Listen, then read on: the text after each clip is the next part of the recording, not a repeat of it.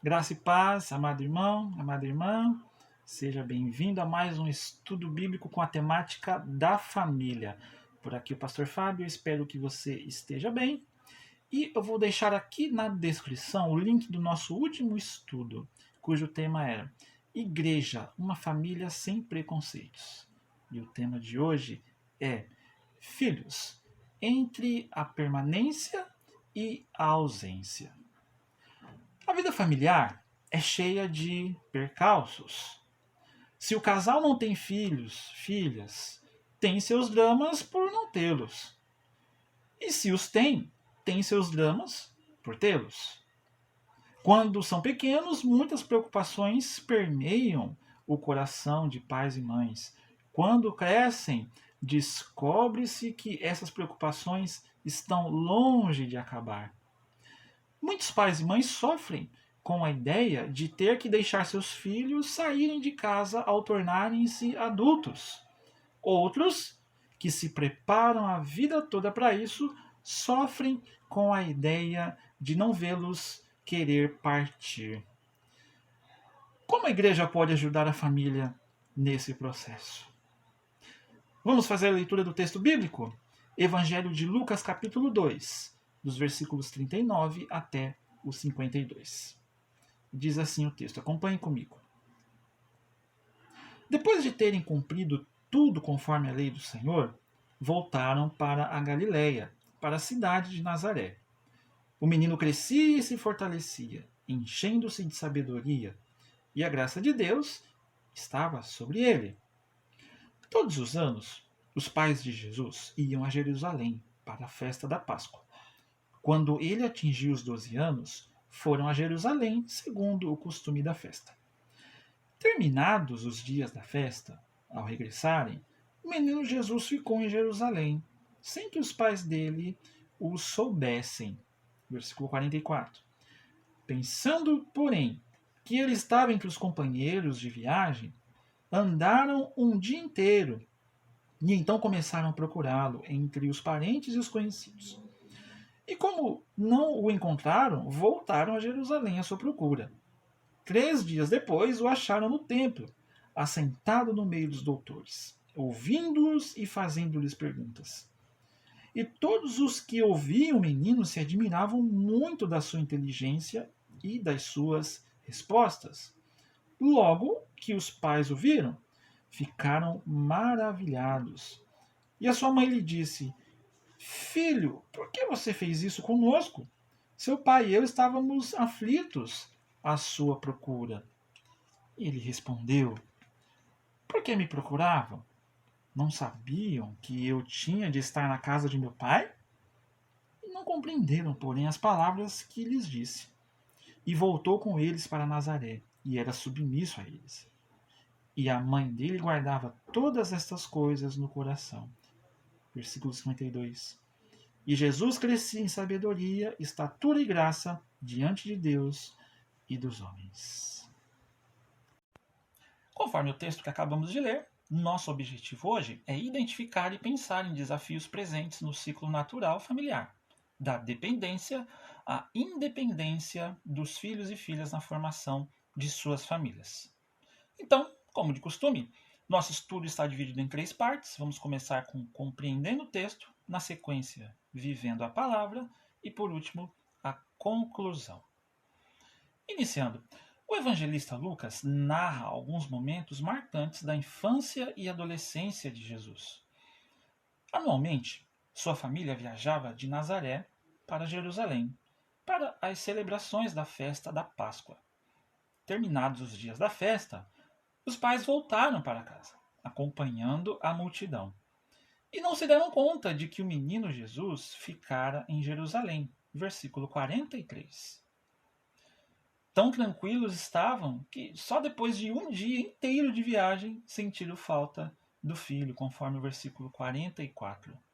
Lucas relata um momento especial na vida de Jesus, que era o momento de transição de sua infância para a adolescência.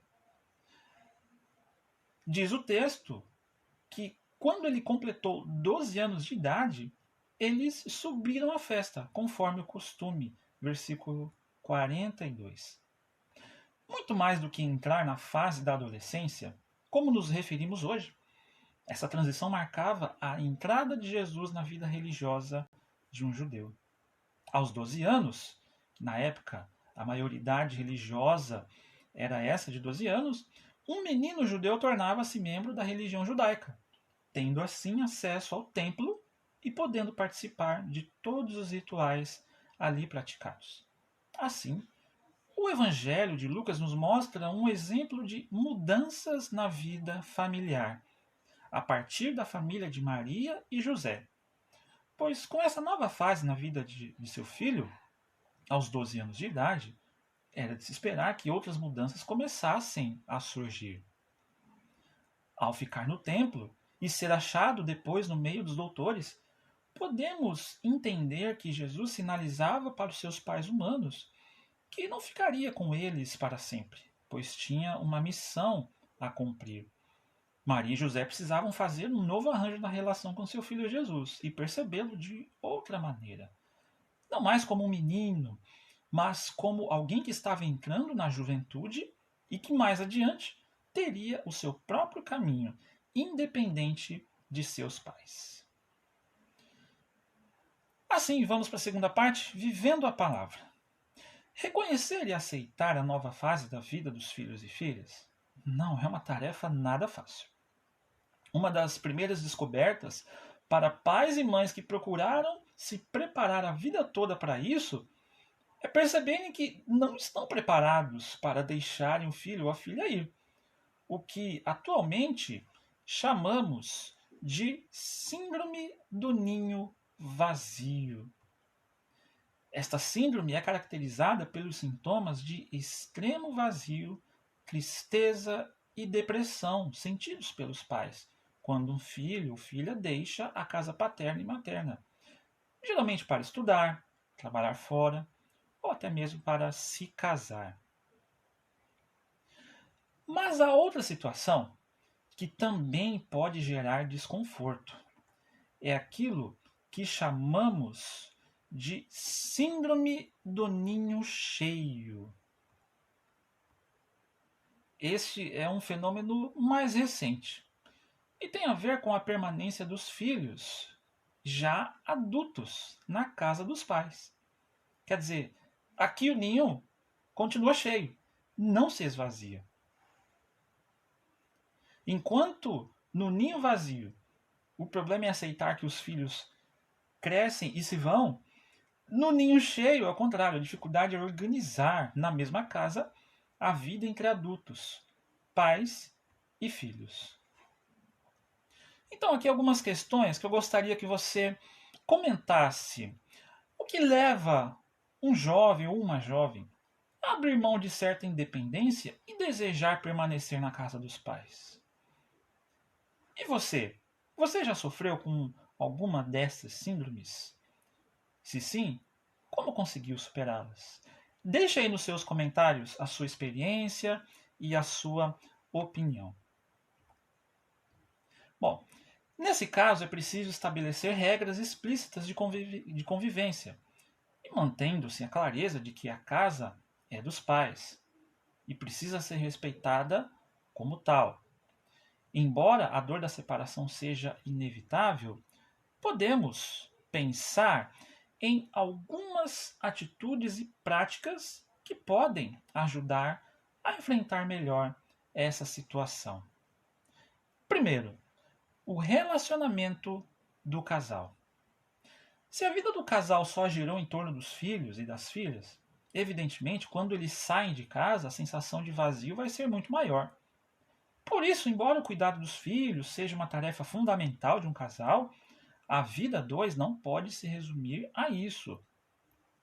O casal precisa cultivar uma vida rica a dois. Uma segunda dica: desenvolvimento de interesses pessoais.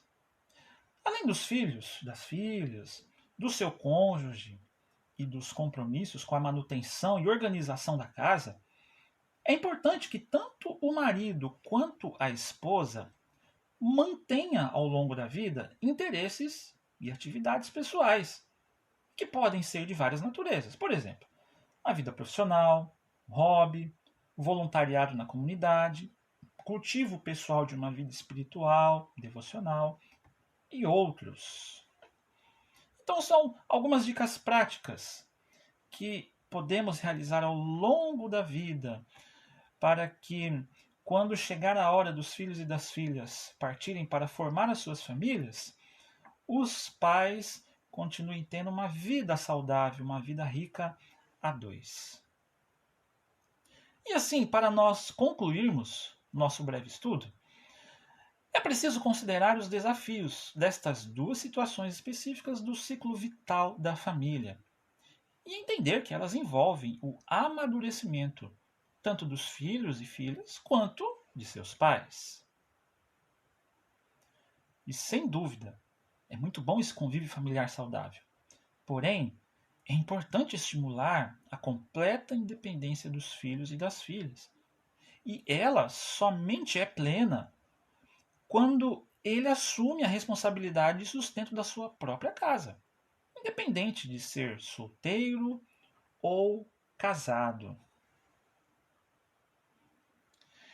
E assim, ao concluirmos o nosso estudo de hoje, já anuncio aqui o tema do nosso próximo encontro. Violência doméstica. Até quando?